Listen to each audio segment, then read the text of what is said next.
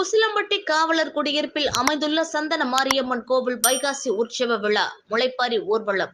மதுரை மாவட்டம் உசிலம்பட்டி காவலர் குடியிருப்பு பகுதியில் அமைந்துள்ள சந்தன மாரியம்மன் கோவிலின் வைகாசி உற்சவ திருவிழா 3ஆம் நாள் திருவிழாவாக நடைபெற்று வருகின்றது.